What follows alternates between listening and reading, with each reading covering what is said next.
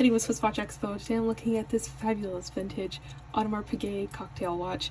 This is such a neat look for a cocktail watch. It's a little bit more simple compared to a lot of other cocktail watches out there, and all around I just think it's a really neat design. It has this beautiful integrated white gold bracelet that ends in this very simple round case, which I really like. The case itself is 25mm, so it's not too large or small for a cocktail watch. Cocktail watches can actually get pretty teeny tiny.